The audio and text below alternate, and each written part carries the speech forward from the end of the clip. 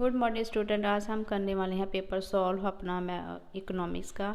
तो बेटा और भी मैंने पेपर सॉल्व करवा दूंगी आपको, मेरे पास 7-8 हैं। तो ये सबसे पहले मैं ये करवा देती हूँ आपको।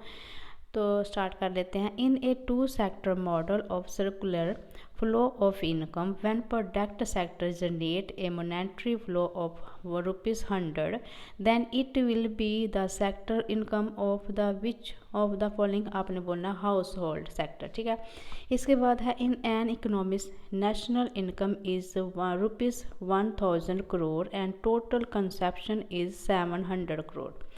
In such a situation, which type of equilibrium is there in the economy? आपने बोलना है ए, आपका है अंडर फुल एम्प्लॉयमेंट इक्विलिब्रियम। ठीक है, इसके बाद मैच का कॉलम आ जाता है। तो ये हमने करना फुल एम्प्लॉयमेंट का क्या आएगा, क्लासिकल इकोनॉमिक्स।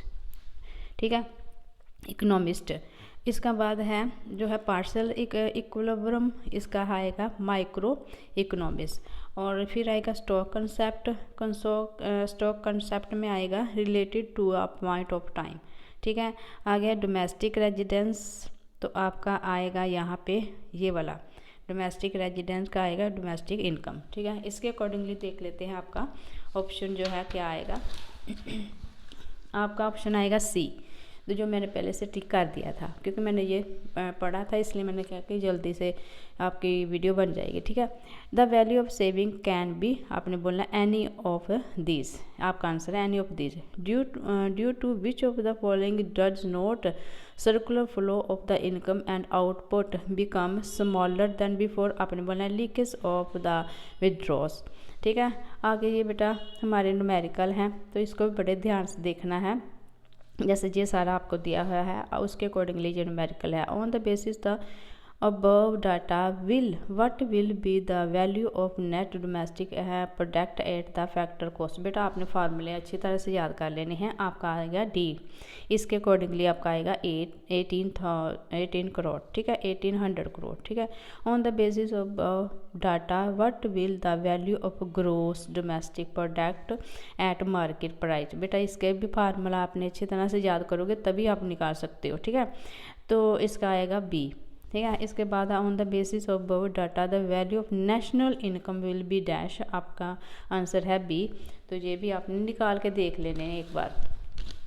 आगे हैं विच of the following does keys advocate in the analysis, आपका है ऑल ऑफ दीज। आगे है the value of investment multiply depend upon the value of, और आपका आएगा all of these. All of these में आएगा जी सारे पॉइंट आपके। ठीक है, तो आगे है which of the following statement is correct, आपका है the value of marginal propensity to save can be negative. ठीक है, आगे है रीड द केयरफुली स्टेटमेंट, हमने पढ़ ली मैंने अच्छी तरह से पढ़ लेनी है। जैसे according to Keynes investment refer to induced investment, और induced investment is not made with the motive of profit. आपका है बोथ स्टेटमेंट आर राइट। ठीक है, बी आपका आंसर।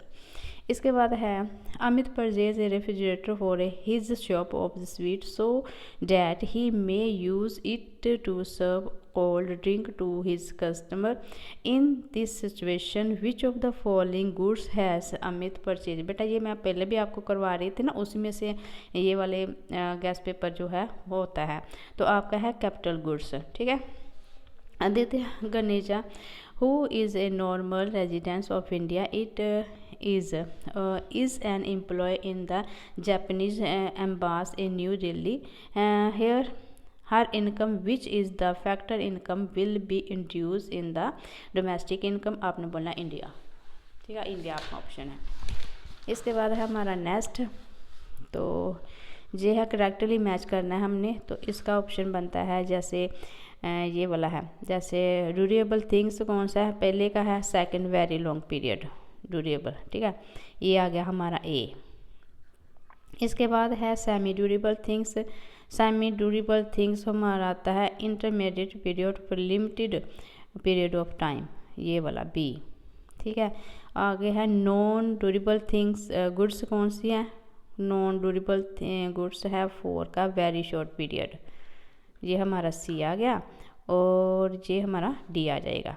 ठीक है, इस तरह ऑप्शन हमारा ए आ गया। आगे है the consumption made it zero level in income is known as, आपने बोथ ए एंड बी मतलब इंड्यूडिड कंसेप्शन, ऑटोनोमस कंसेप्शन, ये आपका आएगा बोथ ऑफ दिस, मतलब दोनों आंसर है आपके। आगे है if the value of marginal propensity to consume is 0.5, then what will the value of investment multiplier, तो आपका आएगा सेकंड 2 आएगा, इसका आंसर आएगा ए।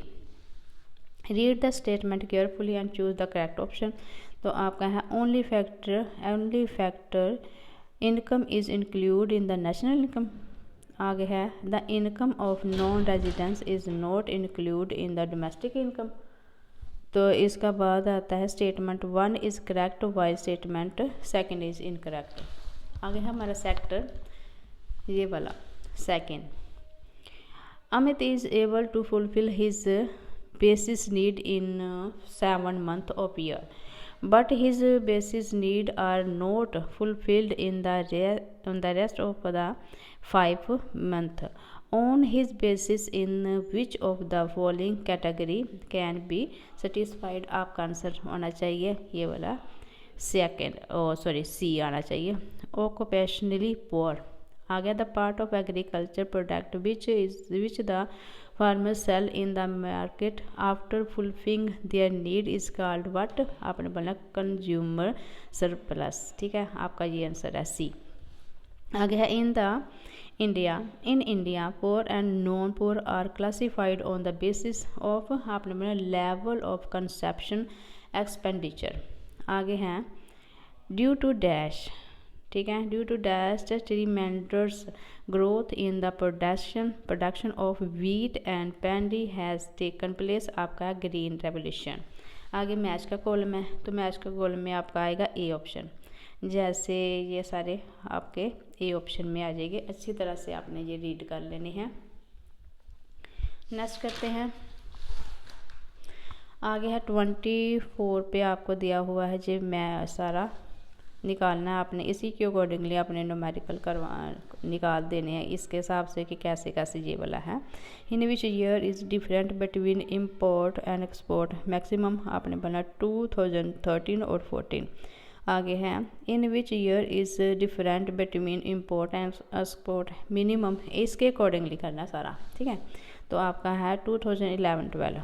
आगे है which of the following was not object of the new economic policy adopted by India 1991, आपने बोलना टू कंट्रोल प्राइवेट सेक्टर।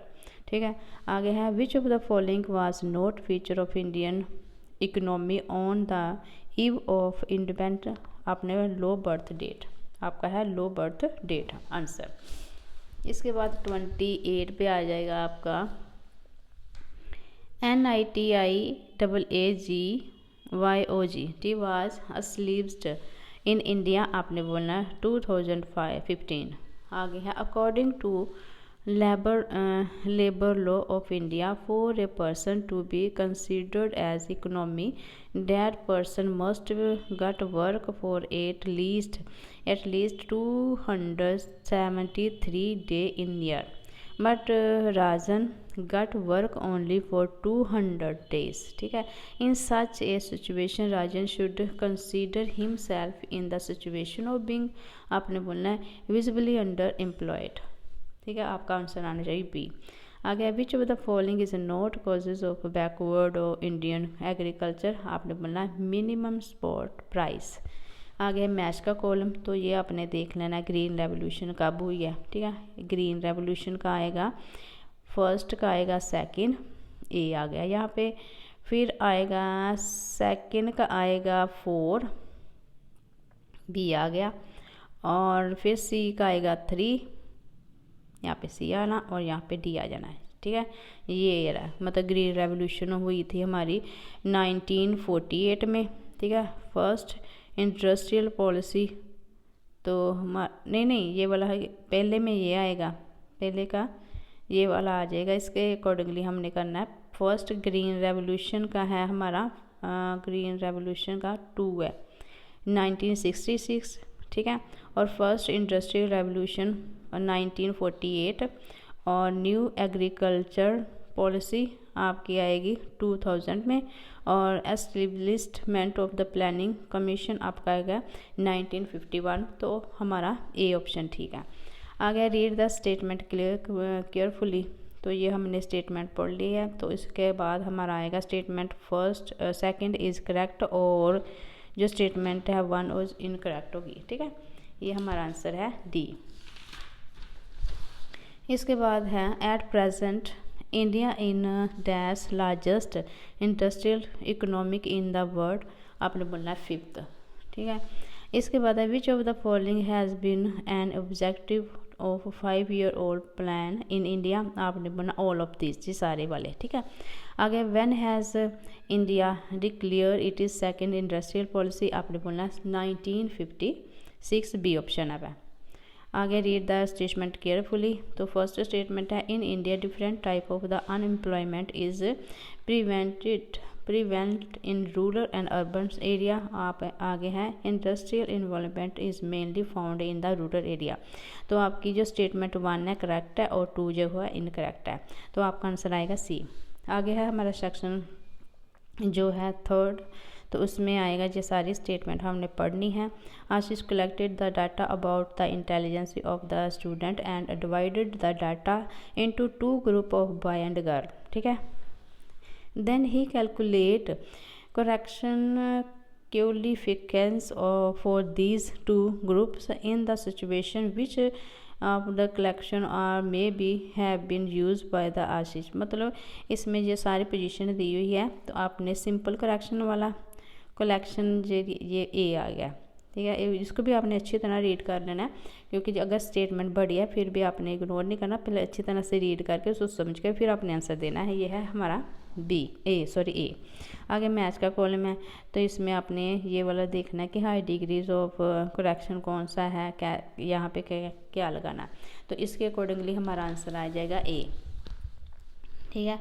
ये सारा दिया है बेटा, नीचे क्वेश्चन आंसर भी हैं, और ये है read the following statement carefully और choose the correct answer for the answer giving below. ये सारे आंसर मैंने बहुत अच्छी तरह से चेक कर लिए, आप भी एक बार देख लेना, पर मुझे 100% श्योर है कि मैंने ये बुक में से देख के अच्छी तरह कर लिया। कभी कभी ये वाले जो है ये भी गलत हो जाते हैं, लेकिन जब वो बुक हम रीड करते हैं तो उसमें सारा क्लियर हो जाता है, कोई डाउट नहीं रहता। तो ये हमने ना स्टेटमेंट पढ़ ली है, तो इसका आएगा हमारा फर्स्ट मतलब डी आएगा। Statement second is correct while statement 1 is incorrect. आगे है under scatter diagram method if all the point are located on a single straight line sloping upward then the value of correction will be coefficients will be आपका है +1, ठीक है। इस तरह मैंने ये वाला जो पेपर है हमने कर लिया है, तो आपने भी इसको अच्छी तरह से कर लेना है रीड, ताकि आपको अच्छी तरह से नंबर प्राप्त हो सकें और आप ज़्यादा नंबर लो। और नेक्स्ट वीडियो में मिलते हैं ऐसे ही एक गेस्ट पेपर के साथ, और जो लेसन के मैंने MCQ करवाने वो भी मैं जल्दी करवाऊँगी, क्योंकि हमारे 15 लेसन है। जल्दी से हम MCQ करेंगे और साथ में सैम्पल पेपर भी करेंगे। आपने करते जाना है। Take care.